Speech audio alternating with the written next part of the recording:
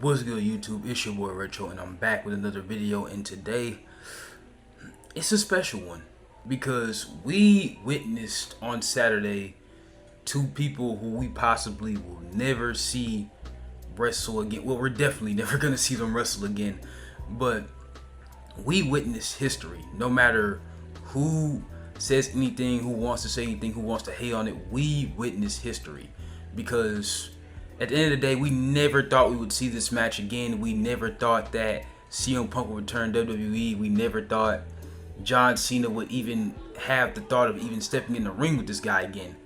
But anything can happen.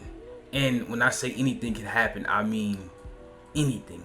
Endless possibilities, endless just sequences, endless layers, endless storytelling elements, just endless a lot of things. And I'm surprised that people aren't talking about this as much as they were on Saturday, because this should still be talked about, especially John Cena ending off his retirement tour. This should be more talked about than anything. But today we are going to be reviewing the whole pay-per-view, the whole PLE. We are going to be reviewing Night of Champions 2025. Okay, the kickoff match, which was Cody Rhodes versus Randy Orton in the finals of King of the Ring. Now, let me say that, you know what I'm saying, I did not expect this match to be the kickoff match at all. I wanted this match to be co-main, because it's a big deal. Like, we've all been wanting to see Randy Orton versus Cody Rhodes, even when Cody had the championship. And we all expected a heel turn. Not saying that it's not possible to happen in the future, but we all expected this to be more mainstream and on a different type of pay-per-view. But it is what it is. We still got the match. It was still a great match. One of the best matches on the card. And yeah, it delivered in a way that I did not expect it. I didn't really expect this match to be like a banger at all. But it did good. It did really good. But there was a lot of sequences where Randy hinted at a heel turn and just looked like he just wanted to take Cody's whole head off. And you know what I'm saying, it was what I was about to say, like, is he really gonna do this shit? Like, I did not expect him to consider doing that punk kick at all. But you know what I'm saying, he ended up missing, and with that hesitation, Cody Rhodes ended up hitting a crossroads and winning the whole match.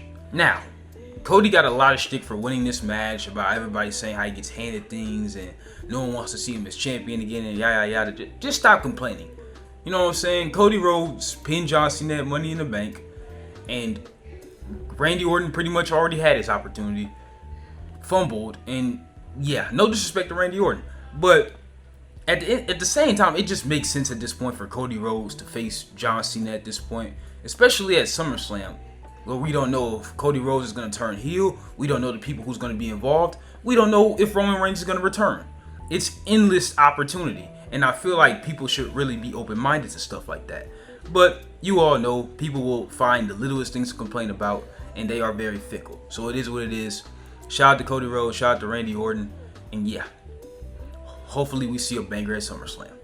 Next match, we had Karrion Kross versus Sami Zayn. And I didn't really care for this match being on the card at all, simply because, you know, this could have been a random Monday Night Raw match, and, you know, it really wasn't that big of a deal, and the beef is not that serious. But apparently to a lot of other people it is. So this match was kind of basic. It wasn't really something that I would really play back over and over again. But at the same time, bro, Karrion Kross proved a lot of people wrong, because there were people who were saying that Karrion Kross couldn't take bumps and he wasn't good at doing this and wasn't good at doing that and all this other shit. Look, Karrion Kross proved a lot of things wrong, answered a lot of my questions about him, and he did a lot of things that y'all prayed for him not to be good at. So I am very proud of him for that. But Sami Zayn did come off winning this match, considering that he shows a lot of love to Saudi Arabia, and, you know, everybody wants Sami Zayn to be a world champion, which I don't think is going to happen this year. But hey, who knows? Maybe he'll win a Royal Rumble like everybody thinks he is. But yeah, this match was pretty basic, and yeah, didn't really care for it to be on the card. Next match, we had the street fight between Rhea Rhea Ripley and Raquel Rodriguez. And let me tell you, this is another match that I did not care about, considering the fact that I thought I already knew what not the prediction. I already knew what was gonna happen, which I thought I did, but I didn't. Which Rhea ended up winning. It was a very violent match. Roxanne ended up coming out at some point, as I knew she would. And yeah, Rhea ended up beating her, and you know what I'm saying? It is what it is. I don't have much to say about this match, and yeah, Rhea won, riptide off the table, hanged on the ropes or whatever. But yeah, that match, Rhea ended up winning, and yeah, happy days. Next match was Asuka versus Jade Cargill in the finals of the Queen of the Ring tournament. And I did not expect this result at all. Like, at all. Because I wanted to see Asuka versus Io at SummerSlam. Like, nothing more than that. Like, I wanted to see Asuka versus Io at SummerSlam. But turns out we're not getting that, but we are getting Jade versus Tiffany at SummerSlam, considering Jade Cargill did beat Asuka. Let me tell y'all, this whole crowd was not behind Jade. They did not want her to win. And overall, it was just unexpected. Nobody wanted her to win, considering, you know, she doesn't really wrestle as much as people expect her to. But it is what it is. Hopefully that match at SummerSlam will be a banger. Next match was Solo Sikoa versus Jacob Fatu for the U.S. Championship. I'm sorry about my little hesitation on words, but you guys get it. Yeah, this match, there was a lot of unexpected shit that happened, especially in the case of returns. Like, Tonga Loa returned, and next thing you know, I see this big, tall motherfucker who, what's his name, Akulu or Hikale? I don't know, but I do think his new name is Tala Tonga. Came out of nowhere, choke slammed Jacob Fatu on a table, and Solo Sikoa ended up taking advantage. Samoan Spike won the match, beat Jacob Fatu, which was a 4-on-1 situation with JC Mateo being out there, Tonga Loa returning, hitting his finishing move, and it didn't work. Jacob Fatu kicked out of that, and Tala Tonga coming out of nowhere, and him being signed to the company, and them keeping him in the shadows for as long as they did. Like, it was all just inevitable at that point. But Solo Sikoa is your new U.S. champion, and this is Solo's first championship since being on the main roster. And because y'all all know, like, Solo Sikoa was North American champion at one point, but you know he had to relinquish it the very next week. But yeah, Solo Sikoa is your new U.S. champion. I'm proud of him. And overall, I think that he should have stayed the tribal chief at this point, because this guy is recruiting people, dangerous people left and right. Like, you really don't know what his next move is and who he's gonna. No, the next thing you know, fucking Zilla Fatu is gonna come under the ring and just destroy everybody. Like, you really do not know what the fuck going on. But yeah, shout out to Solo. He's the U.S. champion now. He's not giving away anymore. He's taking it all. And that's what we all wanted from Solo all along.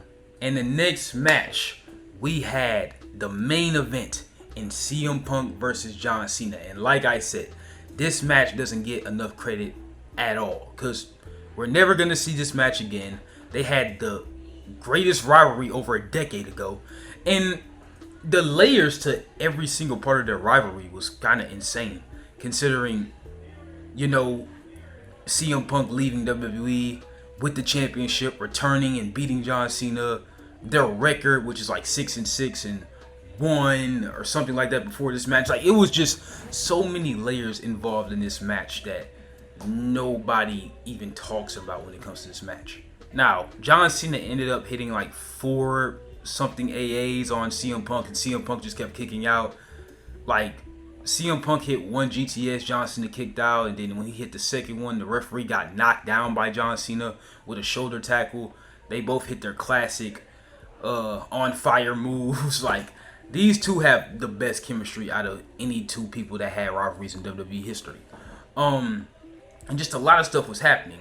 Seth Rollins ended up coming out for some reason. Now, he might have been leaking a cash in, but y'all can tell that he wasn't really on shit, considering the fact that he wasn't even in his ring gear. And You know what I'm saying? I just don't think his intention was real. I think his only intention was to make sure CM Punk was not the champion. That was his real intention. That's for sure what I feel like. But you can feel a different way. And then Penta ended up coming out helping and saving the match and making sure no interferences were happening. And then Sami Zayn also came out there, fought off Braun Breaker and Bronson Reed. And yeah, those elements were good. I think the only thing is that I felt like Penta didn't need no involvement in this, but it is what it is. But overall, a new referee tried to come in, but then John Cena shoulder tackled him out of nowhere, and that is kind of deja vu considering we saw John Cena do the exact same thing with CM Punk at Money in the Bank, and then CM Punk ended up winning. But this is a different situation. Now John Cena did try to go for the low blow. He shook, you know what I'm saying, CM Punk's hand after he literally AA'd Bronson Reed, who's like 400 pounds, like it was nothing.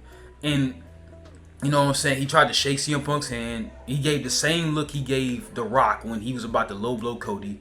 He tried it, didn't work. CM Punk goes for the GTS, and then out of nowhere, Seth Rollins comes and hits CM Punk with the case, stomps him.